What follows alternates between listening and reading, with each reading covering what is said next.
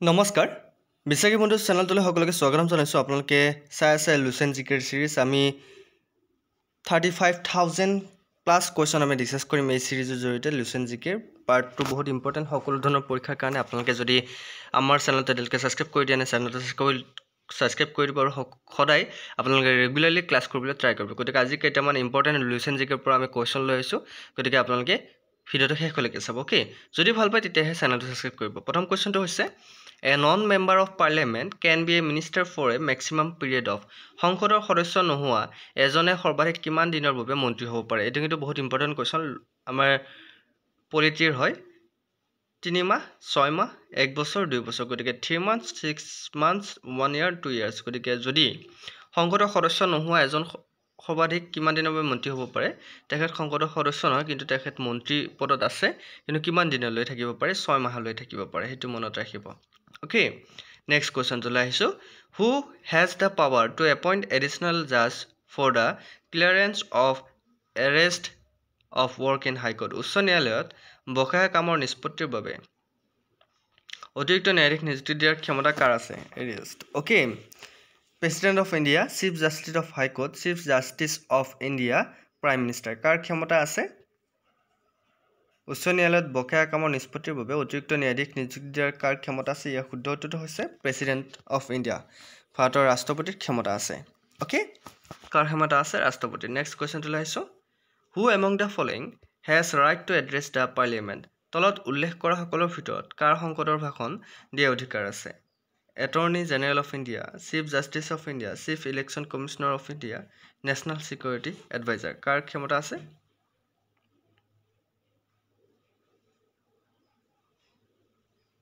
শুদ্ধটো হৈছে attorney general of India okay option A আছে right answer next কুৱেশ্যনটো আহিছোঁ in India who is competent to amend fundamental right of the citizen ভাৰতৰ নাগৰিকৰ মৌলিক অধিকাৰ সংশোধন কৰিবলৈ কোন যোগ্য president Rajya Sabha parliament supreme court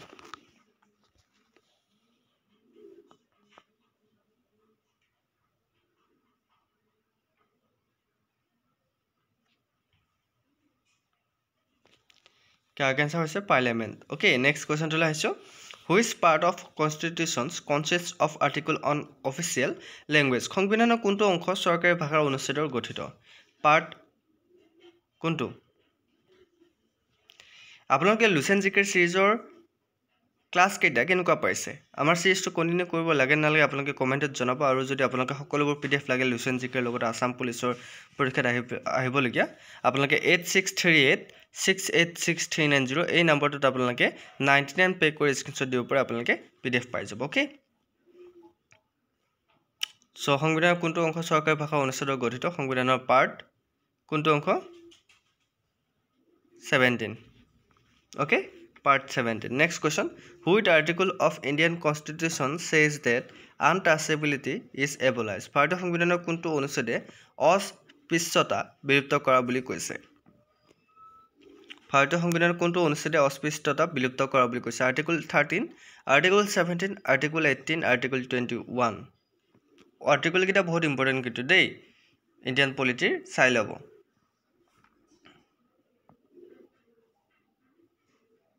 শুদ্ধটো হৈছে আৰ্টিকল 17 ওকে আৰ্টিকল 17 এ ভাৰতৰ সংবিধানৰ অস্পৃশ্যতা বিলুপ্ত কৰা বুলি কৈছে next question which article of Indian constitution related to right to education ভাৰতীয় সংবিধানৰ কোনটো অনুচ্ছেদে শিক্ষাৰ অধিকাৰৰ সৈতে জড়িত আৰ্টিকল 21 এ আৰ্টিকল 26 আৰ্টিকল 36 এ আৰ্টিকল 45 এই কোৱেশ্চনটো প্ৰায় কমন কোৱেশ্চন ৰিপিট আহি থাকে পৰীক্ষাত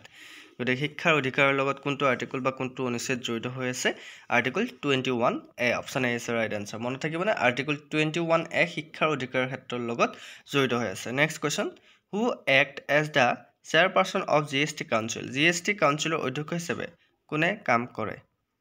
president of India prime minister finance minister finance chief secretary কোনে কাম কৰে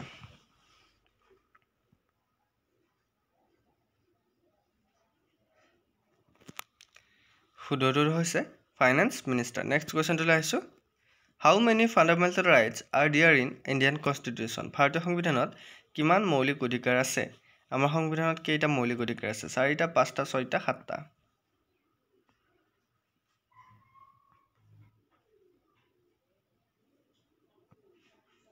আমাৰ সংবিধানত 6টা মৌলিক অধিকাৰ আছে আৰু 11টা মৌলিক কৰ্তব্য আছে এইটো মনত ৰাখিব next question which of the following constitutional amendment has been described as a mini revision of constitution তলৰ কোনটো সাংবিধানিক সংশোধনী সংবিধানৰ ক্ষুদ্ৰ পুনৰীক্ষৰণ বুলি বৰ্ণনা কৰা হৈছে 42 44 52 58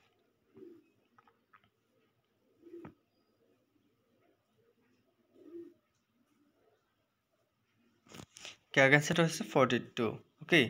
মনত ৰাখিব next question The two additional words socialist and secular were added to the Indian Constitution by the Dash Amendment Dash গতিকে Dash সংশোধনী ধাৰা ভাৰতীয় সংবিধানত সমাজবাদী আৰু ধৰ্মনিৰপেক্ষ এই অতিৰিক্ত শব্দ দুটা সংযোজন কৰা হৈছিল কি সংশোধনীৰ ধাৰা কোনটো সংশোধনী ধাৰা 39 42 43 48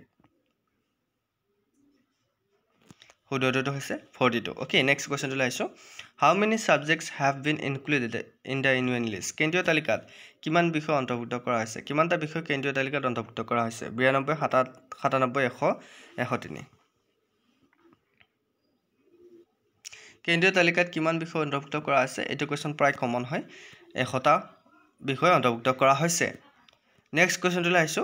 first amendment to the fundamental right for social reservation policies to the state was brought by সামাজিক সংৰক্ষণ নীতিৰ মৌলিক অধিকাৰ প্ৰথম সংশোধনী কোনে আনিছিল পিভি সুব্ৰমণিয়া আয়াৰ ডক্টৰ মুথু লক্ষ্মী লাল বাহাদুৰ শাস্ত্ৰী পণ্ডিত জৱাহৰলাল নেহৰু কোনে আনিছিল প্ৰথম সংশোধনী সংৰক্ষণ নীতিৰ মৌলিক অধিকাৰ প্ৰথম সংশোধনী কোনে আনিছিল ইয়াৰ ভিতৰত একদম ইজি হয় কোৱেশ্চনবোৰ প্ৰায় কমন এডিআৰি 3.0 আহিবলগীয়া কোৱেশ্চন আৰু লগতে RRB railway SSC GD Assam police DME সকলোবোৰ পৰীক্ষাৰ কাৰণে বহুত ইম্পৰ্টেন্ট এই কিতাপখন গতিকে আমি সকলোবোৰ কোৱেশ্চন আমি ডিসকাস কৰিবলৈ ট্ৰাই কৰিম এই কিতাপখনৰ অসমীয়াতে আমি কোৱেশ্চনবোৰ ডিসকাস কৰিম সো সকলোৱে যদি ক্লাছবোৰ কৰিব বিচাৰে কমেন্ট কৰিব এই সিৰিজটো লাগিব না নালাগে এনেকুৱা ধৰণৰ ভিডিও এই কিতাপৰ ভিডিও লাগিব না নালাগে আপোনালোকে কমেন্ট কৰিব নেক্সট কোৱেশ্চন সৰি এইটো কোৱেশ্চনৰ আনসাৰটো হৈছে পণ্ডিত জৱাহৰলাল নেহৰু ওকে সংৰক্ষণ নীতিৰ মৌলিক অধিকাৰ প্ৰথম সংশোধনী পণ্ডিত জৱাহৰলাল নেহৰু আনিছিল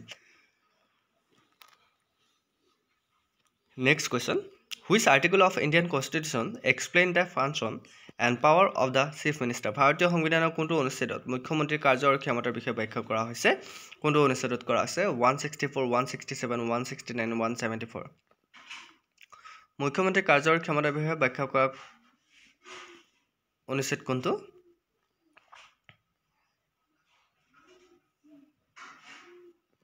শুদ্ধটো হৈছে 167 okay next question to লাইছো article 5 of the constitutions of India deals with ভাৰতীয় সংবিধানৰ 5 নং অনুচ্ছেদত কিহৰ বিষয়ে আলোচনা কৰা হৈছে আমাৰ 5 নম্বৰ যেটো অনুচ্ছেদ আছে আমাৰ সংবিধানৰ তাতে কিহৰ বিষয়ে উল্লেখ কৰা হৈছে nature of Indian Union Indian citizenship formations of states amendment procedure so year answer হৈছে তাতে ইন্ডিয়ান সিটিজেনশিপ ভাৰতীয় নাগৰিকত্বৰ বিষয়ে উল্লেখ কৰা হৈছে 5 নম্বৰ অনুচ্ছেদত next question the 86th amendment of the Indian Constitution made primary education as a fundamental right in the year ভাৰতীয় সংবিধানৰ 86 সংখ্যক সংশোধনৰ জৰিয়তে কোন বছৰ প্ৰাথমিক শিক্ষাক মৌলিক অধিকাৰ হিচাপে লোৱা হৈছিল কোন বছৰ প্ৰাথমিক শিক্ষাক মৌলিক অধিকাৰ হিচাপে লোৱা হৈছিল 1998 2000 2002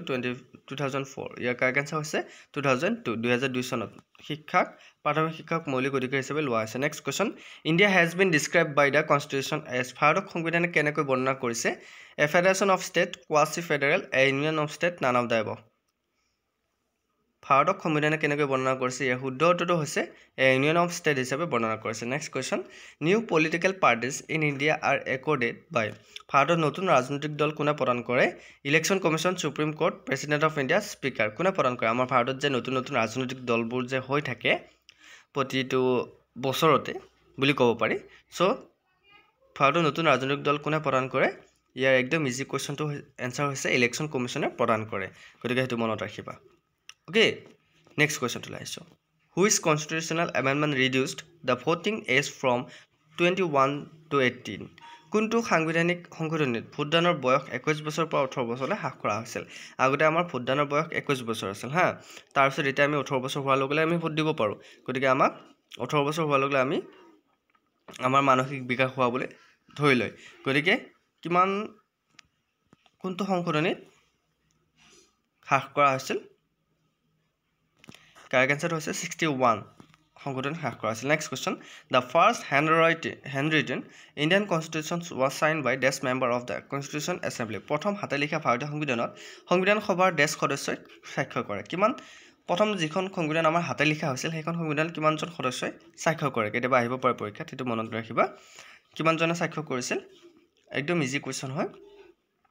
এনসাৰটো হৈছে 284 জনে স্বাক্ষৰ কৰিছিল নেক্সট কুৱেশ্যনটো লাইছো total number of state in India in legislative council is ভাৰতৰ বিধান পৰিষদ থকা ৰাজ্যৰ মুঠ সংখ্যা কিমান আমাৰ কিমানখন ৰাজ্যত বিধান পৰিষদ আছে হয়তো বহুতে নাজানে আমাৰ কিমানখন ৰাজ্যত বিধান পৰিষদ আছে 6খন ৰাজ্যত আমাৰ বিধান পৰিষদ আছে মনত থাকিবনে নেক্সট কুৱেশ্যনটো লাইছো which of the following is not a condition for a acquisition of Indian citizenship তলৰ কোনটো ভাৰতীয় নাগৰিকত্ব লাভৰ চৰ্ত নহয় আমাৰ যে ভাৰতত নাগৰিকত্ব লাভ কৰিব লাগে বিভিন্ন ধৰণৰ চৰ্ত আছে আমাক খুদিছে ইয়াৰ ভিতৰত কোনটো আমাৰ ভাৰতৰ নাগৰিকত্ব লাভ কৰাৰ চৰ্ত নহয় বুলি খুদিছে ডোমিচিয়েল ডিসেন্ট ৰেজিষ্ট্ৰেচন প্ৰপাৰ্টি গতিকে কি হ'ব লাগিব ইয়াৰ কাৰেক্ট আনসাৰটো হৈছে প্ৰপাৰ্টিটো আমাৰ ভাৰতৰ নাগৰিকত্ব লাভৰ চৰ্ত নহয় যদি আমাৰ ইয়াতে ভাৰতত তোমাৰ প্ৰপাৰ্টিও থাকে তুমি ইয়াতে নাগৰিকত্ব নোপোৱা হেতু মনত ৰাখিবা next question Which article of Indian Constitution is related to Indian foreign policy? ভাৰতীয় সংবিধানৰ কোনটো অনুচ্ছেদ ভাৰতীয় বিদেশ নীতিৰ লগত জড়িত কিমান নম্বৰ অনুচ্ছেদ ভাৰতীয় বিদেশ নীতিৰ লগত জড়িত আমাৰ সংবিধানৰ আৰ্টিকল 51 আৰ্টিকল 60 আৰ্টিকল 312 আৰ্টিকল 380 বহুত ইম্পৰ্টেন্ট কোৱেশ্চন সংবিধানৰ কোনটো অনুচ্ছেদ ভাৰতীয় বিদেশ নীতিৰ লগত জড়িত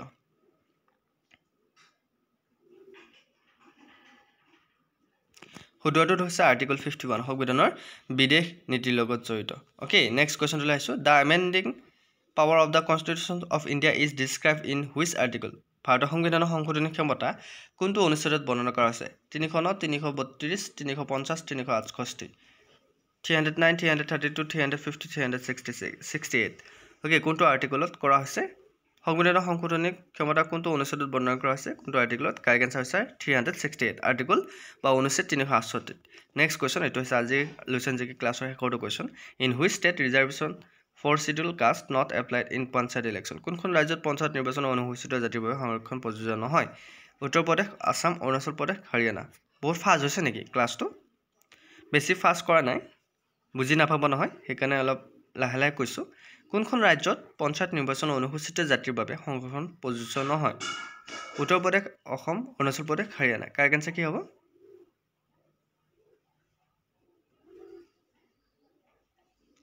শুদ্ধটো হৈছে অৰুণাচল প্ৰদেশত পঞ্চায়ত নিৰ্বাচনত অনুসূচিত জাতিৰ বাবে সংৰক্ষণ প্ৰযোজ্য নহয় মনত থাকিবনে সকলোকে ধন্যবাদ জ্ঞাপন কৰিছো কেনেকুৱা লাগিছে ক্লাছটো ভাল লাগিছে নে যদি ভাল লাগিছে আমাৰ যদি ক্লাছটো বা সিৰিজটো কন্টিনিউ কৰিব লাগে কমেন্ট কৰিব যদি সকলোৱে বিচাৰে আমি লুচেন জিকে সিৰিজটো কন্টিনিউ কৰিম লগতে আসাম